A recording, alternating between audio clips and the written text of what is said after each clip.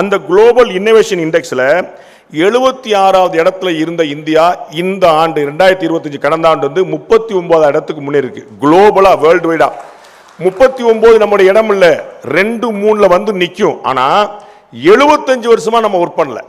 அப்ப 75 வருஷமா ஒர்க் பண்ணா கொஞ்சம் கொஞ்சமா புஷ் பண்ணி போன வருஷம் 39 இடத்துக்கு வந்து நிக்குது. QS வேர்ல்டு யூனிவர்சிட்டி ரேங்கிங்ல 2015 வரைக்கும் 1940 இருந்து 2015 வரைக்கும் இந்திய பல்கலைக்கழகங்கள் வெறும் 15 பல்கலைக்கழகங்கள் தான் இருந்துச்சு. குளோபல் ரேங்கிங்ல உலக தரம் வாய்ந்த பல்கலைக்கழகங்களுடைய பட்டியலில் இந்தியாவில இருந்து வெறும் 15 பல்கலைக்கழகம் தான் அந்த ரேட்டிங்ல இருந்துச்சு. இன்னைக்கு 54 பல்கலைக்கழகங்கள் இருக்குது. 2015 இருந்து இப்போ மட்டும் 54. இந்தியா சுதந்திரம் பெற்றிலிருந்து வெறும் 15 யூனிவர்சிட்டி. இப்ப இந்த கடந்த 11 வருஷத்துல மட்டும் 54 யூனிவர்சிட்டிஸ் பாருங்க. ஹையர் எஜுகேஷன் இன்ஸ்டிடியூஷன் உயர்கல்வி நிறுவனங்கள், கல்லூரிகள், பல்கலைக்கழகம் போன்ற ஹையர் எஜுகேஷன் நிறுவனங்கள் பார்த்தீங்கன்னா 1947 இருந்து 2015 வரைக்கும் 51,534 இருந்துச்சு. இந்தியா முழுக்க 51,000 பல்கலைக்கழகங்கள், கல்லூரிகள் இருந்தன, உயர்கல்வி நிறுவனங்கள்.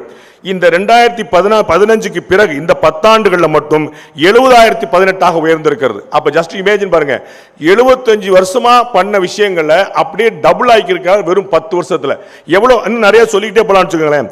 IIT வந்து 16 இருந்துச்சு, 23 ஆக்கி இருக்கிறாரு. இப்படி ஒவ்வொரு பட்டியலா நம்ம சொல்லிட்டே போலாம். அப்ப சென்ட்ரல் கவர்மெண்ட் வந்து செயல்படுகிறது, வேலை பார்க்குது, வெறும் வாய் பேசல. அவர்கள் வந்து திமுகவினர் போல மற்றவர்கள் போல மேடையில் முழங்கிட்டு அப்படிங்கிற போல அவங்க வந்து கீழே களமிறங்கி வேலை பார்க்கிறார். அதனால தான் 360 டிகிரி இந்தியா வந்து குரோத்ல நிக்குது.